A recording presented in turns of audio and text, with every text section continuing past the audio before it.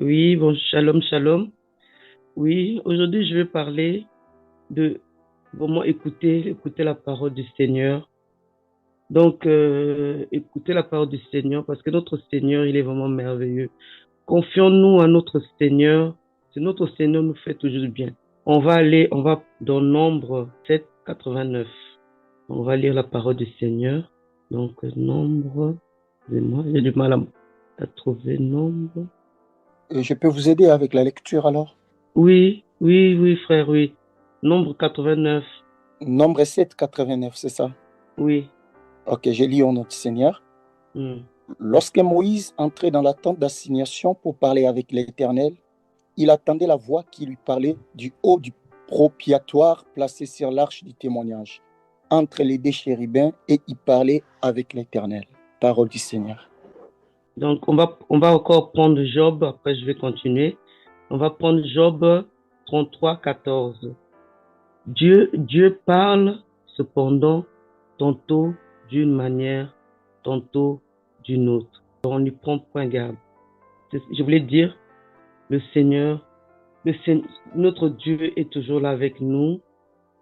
On doit faire confiance à notre Seigneur parce il est tellement merveilleux, parce que c'est lui qui prend soin de nous et il est toujours là, en nous présent.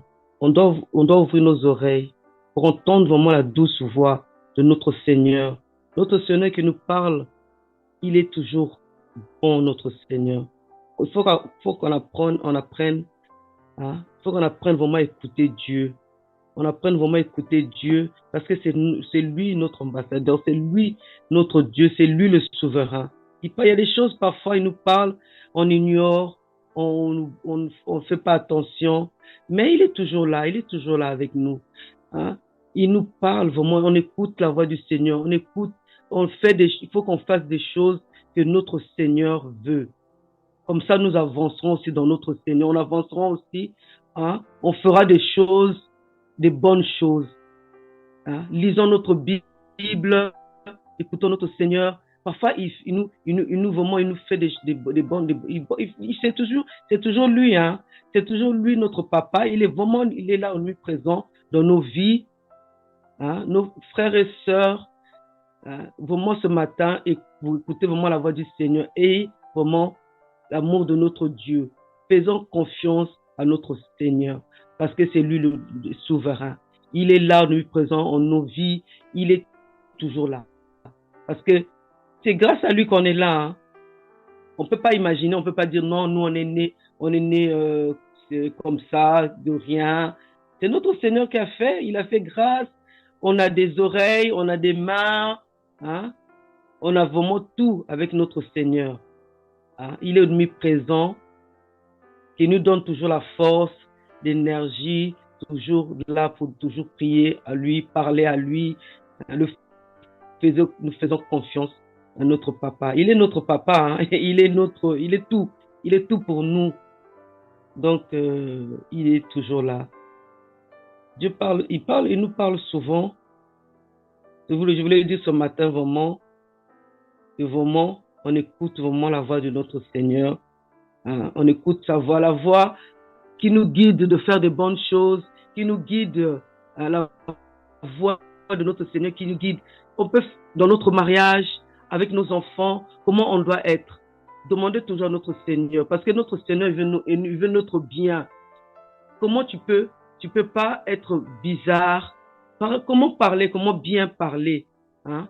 Avec tes voisins, hein? Avec la famille, comment tu dois être. Parce que notre Seigneur, lui, il est merveilleux, notre Seigneur, parce que lui veut notre bien. Parce que tu ne peux pas te conduire mal dans la famille, tu ne peux pas être méchant avec les voisins. Parce que notre Seigneur, il n'est pas méchant, hein. Notre Seigneur est gentil, il est vraiment bien. Hein. Notre Seigneur Jésus-Christ de Nazareth, regardez dans la Bible. Hein. On n'a pas vu là où il était méchant, on n'a pas vu là où il était vraiment, il avait un mauvais cœur. Hein. On apprend vraiment à écouter notre Seigneur parce que notre Seigneur, nous, si on est dans le Seigneur, on doit faire des bonnes choses. Dans le mariage, regardez, dans ton couple, hein, ta femme, ton mari, comment tu dois te conduire.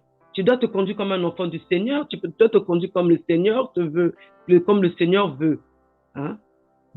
Avec tes enfants, tu ne peux pas commencer à taper tes enfants, tu ne peux pas commencer à être méchant, même au travail, avec tes collègues. Le Seigneur veut vraiment que nous soyons bien. Hein? Nous écoutons la voix du Seigneur parce que le Seigneur, si c'est lui qui nous a fait, il nous a fait pour que nous soyons bien. Ok, merci. Shalom, bonjour à tous. Nous allons ce matin aussi partager une pensée. Nous allons d'abord lire la parole. J'ai des textes à nous proposer qui va nous aider à soutenir notre pensée de ce matin. Les deux se retrouvent dans le Nouveau Testament. Premièrement, dans Actes des Apôtres, chapitre 20. Je commence à partir du verset 7 au verset 9.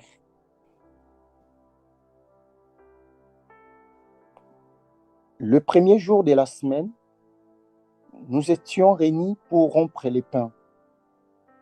Paul, qui devait partir le lendemain, s'entretenait avec les disciples et y prolongea son discours jusqu'à minuit. Il y avait beaucoup de lampes dans la chambre haute où nous étions assemblés. Or, un jeune homme nommé Eutyche, qui était assis sur la fenêtre, s'endormit profondément pendant le long discours de Paul. Entraîné par le sommeil, il tomba du 3e étage en bas. Il fut relevé mort. Parole du Seigneur. Et nous allons prendre aussi Éphésiens chapitre 5, le verset 14. C'est pour cela qu'il est dit, réveille-toi, toi qui dors, relève-toi d'entre les morts, et Christ t'éclairera. Ce matin, par la grâce de Dieu, nous voulons nous entretenir sur un sujet que nous avons intitulé « Les conséquences du sommeil spirituel ».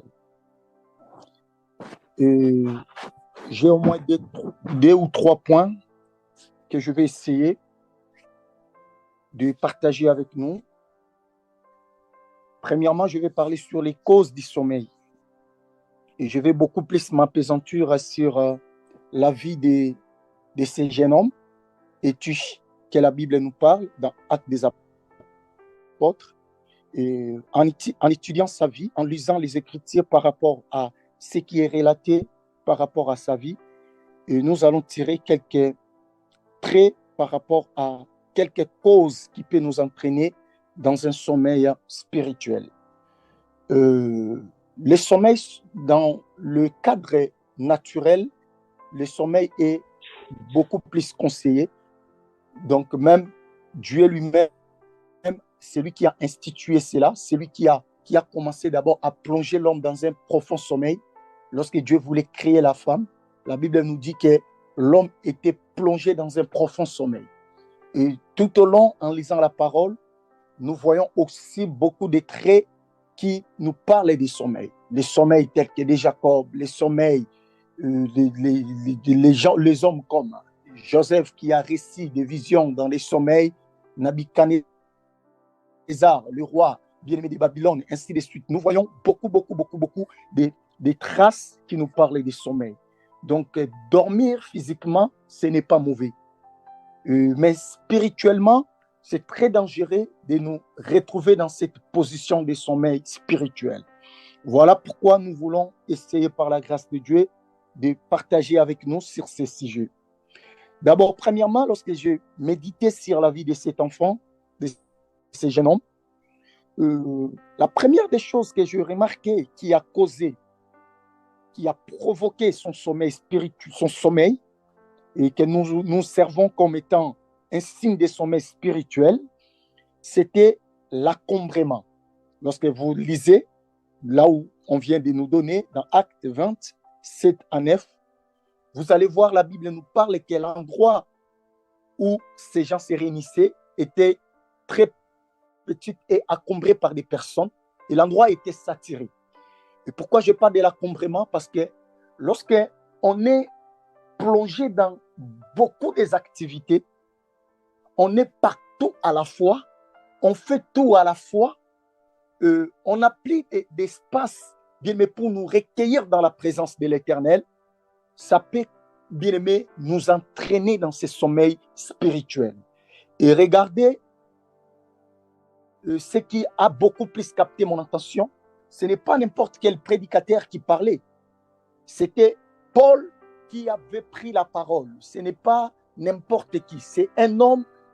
Je me suis posé la question, comment Paul peut parler et une personne dormir? Alors, lorsque nous lisons, on dit qu'autour de cet enfant, il y avait de l'encombrement. Donc, bien aimé, le fait d'être plongé dans des différentes activités, ça peut aussi nous entraîner dans un sommeil spirituel. Donc, on n'a plus le temps. On est partout. On travaille 24 heures sur 24. On est partout. On est au restaurant. On est dans tous les plaisirs. On est... Mais quand c'est pas, je ne dis pas que c'est mauvais. Ce n'est pas non plus un péché. Mais lorsqu'on est plongé dans ça, ça va nous entraîner dans un sommeil spirituel, comme ce fut le cas pour ces jeunes hommes. Et là, c'était la première des choses. Deuxièmement, c'était sa position. Parce que la Bible a dit, pendant que Paul parlait, l'enfant s'est retrouvé au bord de la fenêtre. Un jeune homme, les adultes sont là, dans des endroits meilleurs, ils ont choisi des bonnes places, mais lui, un jeune homme, selon les commentateurs, il a l'âge de entre 8 à 14 ans, cet enfant. Mais comment un enfant comme lui, il peut oser d'aller s'asseoir, bien aimé, au bord de la fenêtre? Simplement pour nous dire quoi? Il y a des positions étant enfant de Dieu, que lorsque nous sommes déjà, bien aimés, entrés dans les choses du Seigneur, lorsque nous sommes nés de nouveau, il y a des positions qu'on ne peut plus prendre.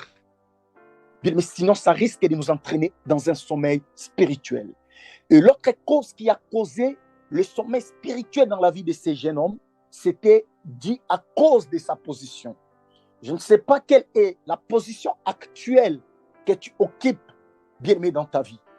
Il y a des positions qui peuvent nous entraîner facilement, bien aimé, à plonger dans un sommeil spirituel. Je vais donner un exemple simple.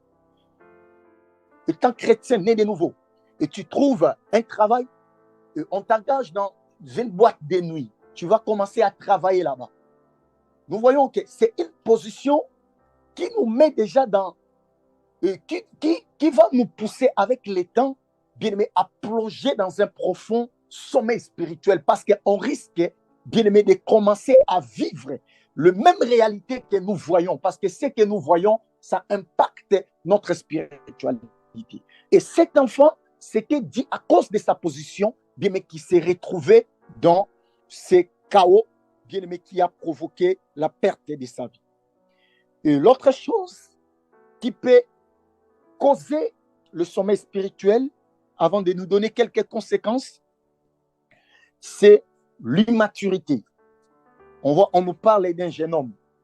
C'était un enfant qui n'avait pas encore beaucoup la connaissance, qui n'avait pas encore de l'expérience, qui refusait de grandir.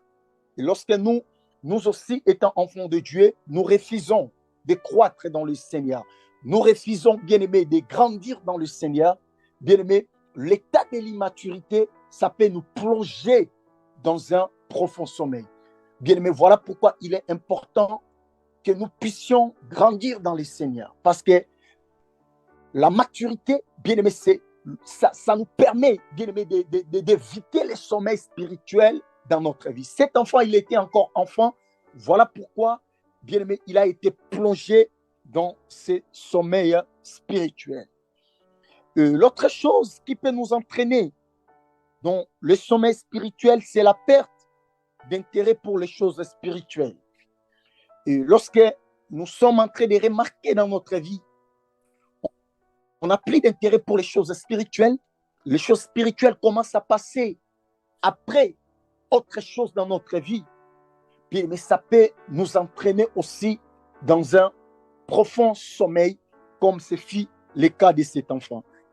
Et l'autre chose qui entraîne le sommeil spirituel, c'est les déceptions bien aimés perpétuelles ou bien des déceptions bien aimées répétées dans la vie de l'homme. Lorsqu'on est déçu, on est beaucoup déçu, on est dans ce cycle de déception. Bien aimé, ça peut nous pousser.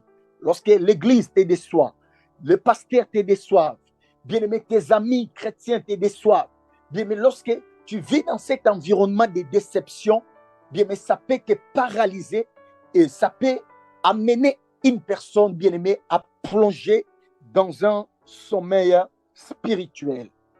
Donc, il y en a beaucoup. Et là, je peux m'arrêter par là pour nous donner 2 à 3, pourquoi pas 4, 5 conséquences du sommeil spirituel. D'abord, premièrement, lorsqu'on lit directement dans ce qu'on venait de lire, Actes des Apôtres 20, on nous parle, aussitôt cet enfant est tombé, aussitôt il avait perdu la vie. Et je me sers de ce message pour nous donner les premières conséquences du sommeil spirituel. Ça entraîne la mort. Donc, le sommeil spirituel, ça entraîne la mort. J'aime la façon dont la Bible a décrit cela. La Bible ne nous a pas parlé que cet enfant essayait de bouger lorsqu'il est tombé. Non. Aussitôt les gens descendent de l'étage pour voir là où l'enfant était tombé, la Bible nous dit ils sont venus trouver l'enfant mort. C'est pour nous dire que le sommeil spirituel, ça entraîne la mort. Bien aimé, dans la vie de l'homme. Voilà, la deuxième conséquence du sommeil spirituel. Le sommeil spirituel nous éloigne. Ça éloigne l'homme de Dieu. Lorsqu'on est en train de dormir spirituellement, bien, mais ça écarte l'homme de la présence de l'Éternel. L'homme va préférer vivre ailleurs, hors de tout ce qui est spirituel, hors de tout ce qui tourne tout autour de Dieu. Donc, quand nous sommes, bien aimés, plongés dans un moment de sommeil spirituel, bien aimés, on est écarté loin des voies et de la volonté de l'Éternel.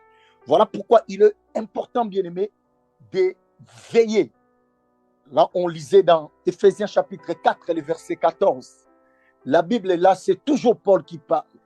Il est en train de crier que celui qui dort, il est censé de se réveiller. Bien aimé, donc, parce que lorsqu'on est endormi, bien aimé, le sommeil là, ça va nous écarter petit à petit de la présence de Dieu. Et après des années, on va se retrouver qu'on est déjà si loin de Dieu. Et pour commencer maintenant à retourner sur les chemins, les traces, bien, mais c'est aussi un autre prix que nous sommes censés payer.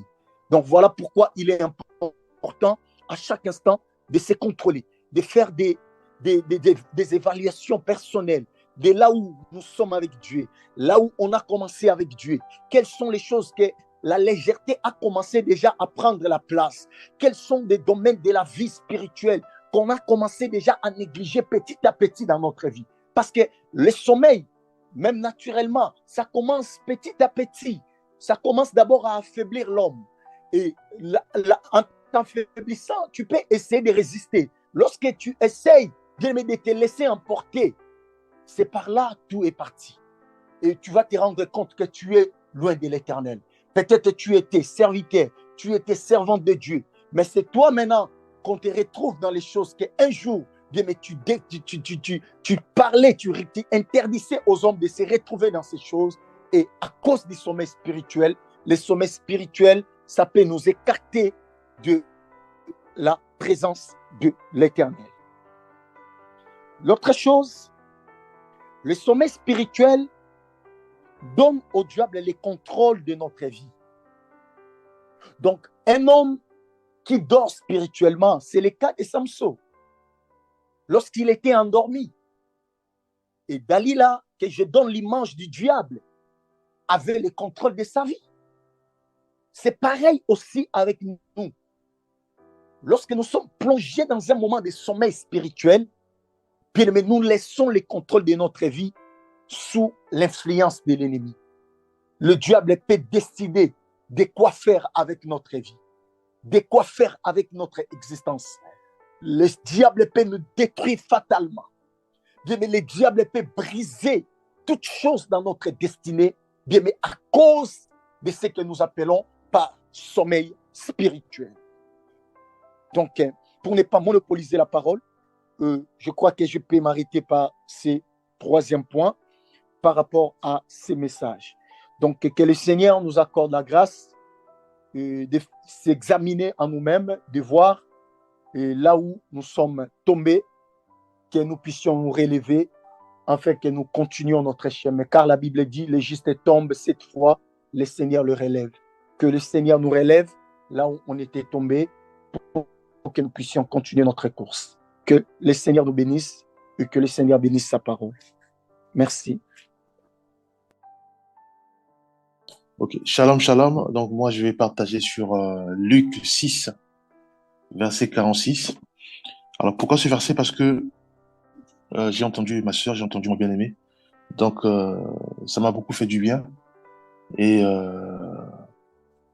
c'est ce verset-là, en fait, qui est venu, hein, qui est venu dans mon esprit. Donc je vais lire ça, que Jésus-Christ sanctifie sa parole. Luc 6, verset 46. Pourquoi m'appelez-vous Seigneur, Seigneur, et ne faites-vous pas ce que je dis? Voilà, donc ça nous renvoie sur les paroles qu'on a entendues tout à l'heure. Donc Dieu nous dit en fait, pourquoi vous m'appelez Seigneur, Seigneur, mais vous ne pratiquez pas ce que il nous donne comme parole. Voilà, on sait tous que le Seigneur passe par les hommes, par les femmes, pour exhorter, pour enseigner un grand peuple. Donc là, Dieu nous interpelle sur le fait que c'est bien quand nous recevons la parole de Dieu, c'est vrai, ça nous fait du bien à l'instant T, hein, à l'instant où nous recevons cette parole.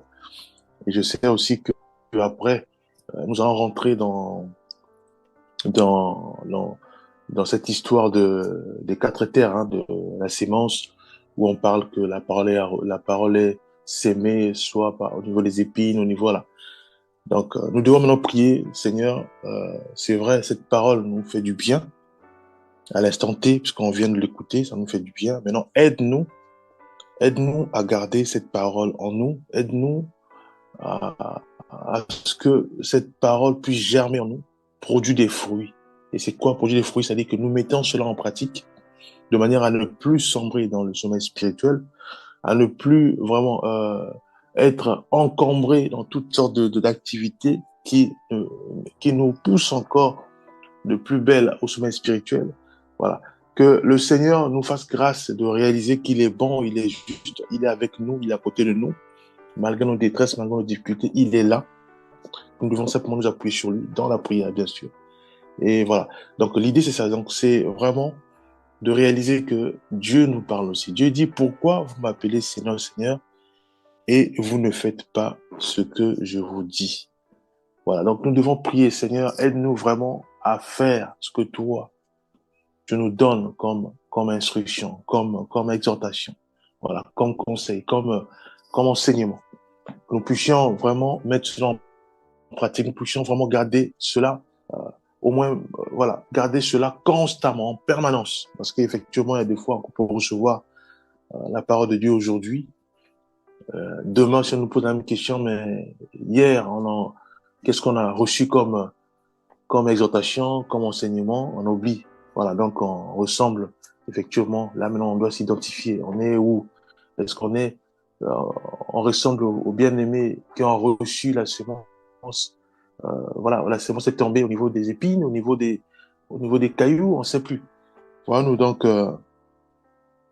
devons vraiment prier pour que Dieu nous délivre de tout ça. Parce qu'effectivement, on peut recevoir aujourd'hui et demain oublier. Donc voilà, ça c'est pas bon. Donc on doit prier pour que Dieu nous aide à recevoir ce que nous recevons comme enseignement, comme exhortation.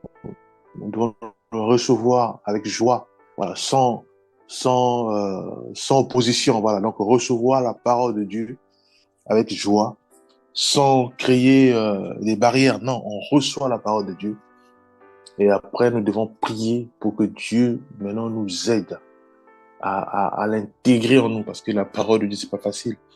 Parce que la parole de Dieu frappe, donc ça corrige, et c'est pour notre bien, hein, c'est pour notre salut. Nous devons prier pour que Dieu nous aide à l'intégrer en nous, cette parole, que Dieu nous aide à nous habituer à cette parole, à l'aimer et surtout à mettre cette parole en pratique. Et à ce moment-là, oui, euh, Dieu va nous aider. Dieu va vraiment nous aider parce qu'il va voir notre sincérité, il va voir notre cœur, il va nous aider à aimer ces paroles voilà, qui nous dérangent. Voilà. On sait que la parole de Dieu est là pour nous corriger. Donc, effectivement, voilà, ça nous corrige. Et c'est pour notre bien, c'est pour notre salut. C'est pour ça que nous devons prier. Dieu aide-nous vraiment à recevoir voilà, ces médicaments qui nous fait mal à la bouche, mais ça apporte la guérison. Hein, un peu ça. Donc, la parole voilà, nous corrige. C'est vrai que ça fait mal, mais les conséquences de ça, c'est quoi? On a le salut. Voilà, donc on est agréable à notre Seigneur. Voilà ce que je vois aussi, ce que je tenais à partager aussi, à nous partager, sur le fait vraiment de pratiquer ce que nous recevons, puisque voilà, donc Dieu utilise, Dieu, il passe par ses serviteurs, par ses servantes pour nous enseigner, pour nous exhorter. Il est important que nous puissions prier pour que Dieu nous aide vraiment à mettre tout cela en pratique. Voilà. On va prier. Père, nous bénissons, nous te rendons grâce pour ta bonté, nous te bénissons pour ce temps de partage. Merci pour chacun de nous. Bien sûr, nous croyons que tu vas encore nous guider, nous orienter.